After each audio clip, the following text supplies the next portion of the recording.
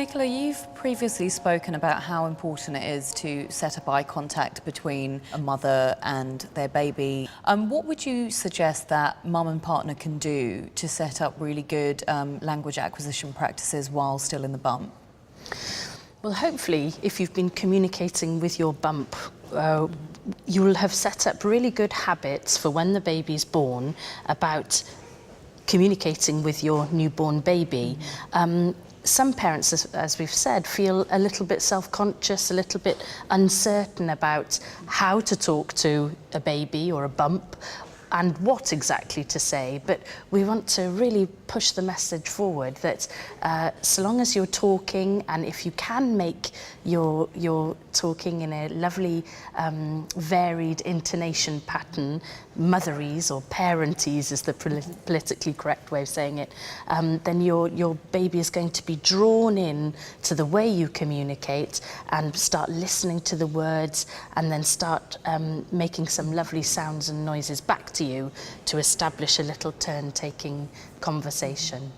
How does that conversation change between bump and baby? When the baby's born, you'll be communicating with your baby, and you'll be looking and expecting, anticipating that they're going to respond to your communication by either a movement, by a look in your eyes, by opening or closing their mouth. It's not until a baby reaches around 8 weeks that they start really making noises. So the first few weeks are going to be all about looking at the movements and the sort of intricate eye contact, all the varied ways of communicating. And mums, I mean, did you notice the difference between how you spoke to your baby once they were a baby and no longer in the bump? I think maybe when the bump became a baby, I spoke in a more of a sing-song voice than I did when they were, because it does sometimes feel a bit, you know, you don't really speak in the sing-song voice when they're in. Yeah, definitely. You feel less self-conscious as well when you've actually got the baby there. Yes. And you can, But it's amazing how many parents don't feel very confident to talk to their baby. They sort of feel a little bit, you know, and it's amazing how many people think that the fun doesn't start in communication until the baby utters their first word. So Katie, you've got a very lovely story about the difference with one of your other children in terms of communication. So would you like to just talk us through a bit through that? Where we kind of videoed snippets of my son's recent birth. We sort of videoed little parts of it, and when he was crying, first of all, when I had a C-section and they took him away to weigh him and things, and he was sort of screaming his head off, and they brought him over to me, and he calmed down instantly from my voice. And we've got it on video, and we didn't really realise it until we got home and actually watched the footage, that he actually was kind of soothed by me, which is really quite nice. Can you remember what you were saying to him? Or I think I was just saying, shush, you know, it's okay, shush, you know. But it's really kind of remarkable on this video to see him actually instantly kind of calm down and stop crying. And, you know, he's minutes old. And with lullabies and nursery rhymes, why are they such a useful device when it comes to language acquisition? I mean, are they useful practice to get into the habit of dialogue before the baby comes along? We've spoken about the different tones. So, of course, by singing a lullaby or singing a nursery rhyme, they're going to be attracted to listen to it because of the varied tones. But equally, let's take a nursery rhyme. The words are incredibly repetitive, and there's often a bit of anticipation. You know, if you see a crocodile, don't forget to scream.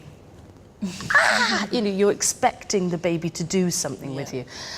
So repetition and anticipating that your baby is going to communicate with you are two very important factors of early interaction and early language development. Exactly, and there's sort of in terms of auditory capabilities of the baby, it's been shown repeatedly that the baby can only recognize changes or differences in words if they're spoken in parentese. But if you speak to a baby in an adult-directed fashion, it simply can't make sense of it. So it's sort of, when you enhance these specific tiny details in speech, it's much easier for the baby to pick them up when you're sort of focusing more on them like you do in parentese. I think he was probably about 9 months old. He wasn't saying anything, When he'd get upset, he would do this, and that's what we did when we sung Twinkle Twinkle. Yeah. And nothing else would work. But the moment, if he was doing it, you could sing any nursery rhyme, but when he sung Twinkle Twinkle, he'd calm down and have a cuddle. So he was really asking for it quite early. And that's why if you've established the routine of singing a little song while you're pregnant, when the baby comes and you repeat that song, they'll immediately recognise it. It was one that I'd sung with my other two, so he'd heard it all the way through pregnancy. It's one we'd sung to him as a baby. But actually, it was one of his first communications with us before he was learning to talk, was to ask for a certain song. Yes. Calm down. And it's funny, I mean, we are also built as humans, so the adults, we are built to sort of speak to infants in this parentage fashion. It comes automatically. I mean, you can find it in every single culture that has ever existed. So it's sort of a biological basis we have for interaction with the babies. Nicola, you advocate having about 10 minutes of small talk, if you can, with your bump, you know, every day. What would you recommend as a routine for mums trying to talk to their bumps? There's a national guideline of spending 10 minutes, at least 10 minutes a day, communicating with your child or children, so spending 10 minutes with each at least. So what we advocate is by starting that when you're pregnant, that's a good way of establishing the habit that you get into once the baby's born. So the things that you could do, things like reading, so you read out loud, and also singing. Aino, I just wanted to ask you in terms of I guess language learning and when that begins. Does it begin in the womb? It depends on what we think of language. I mean, learning of different auditory skills, so sort of discriminating different sounds and learning from the auditory environment surely begins in the womb. But it's sort of, I'm of two minds on whether or not if language as such is relevant for the fetus. I mean, I'm wondering if it would be more of it's the sounds which build on what we've discussed before, sort of build on this forming an interaction with the parent and the then upcoming child than language as such. And then sort of on basis of that interaction, regardless of the sounds you use, then on top of that, the language then builds up during the first year of life. Yeah, that's really interesting. So what you're saying is it's not necessarily that they're understanding or interpreting the language, but more the sounds, positive sounds, and it's making them feel, But what I think is relevant, like you said, sort of establishing this pattern of speaking with your child. I mean, during childhood, there have been studies showing that how many words the children are exposed to is affecting their future language outcomes or behavior. But sort of the question then becomes, at what age this becomes relevant? And they refer to it, don't they, as the language-rich environment. So, you know, we talk about a strategy called Say What You See for babies once they're born. So you think about what your baby might be thinking, and you put word to their thought as they look around.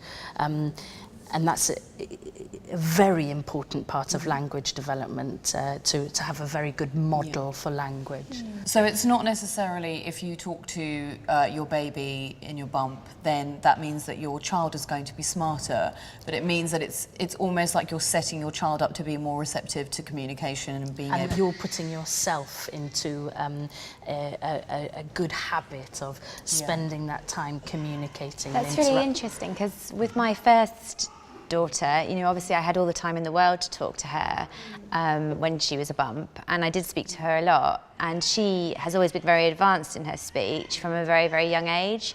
But my middle daughter, you know, I was so busy, I was still working, and I didn't necessarily get as much of a chance to speak to her. And she, you know, isn't behind, but she's definitely at 3 not speaking anywhere near as well as her sister did. So I don't know if there's perhaps it's something. very common though, if you've got a very articulate older sibling, that you are automatically a bit quieter, you let the dominant one take over, your family conversations revolve around the more vocal child. My eldest is desperate to get a book, one that he can read all by himself, and that can be his thing to do with the baby. And he's already planned where they're going to sit and have their cuddle, and that he's going to read this story and teach the baby. He wants to get like a picture book so that he can teach the baby things. That's so sweet. It's really nice.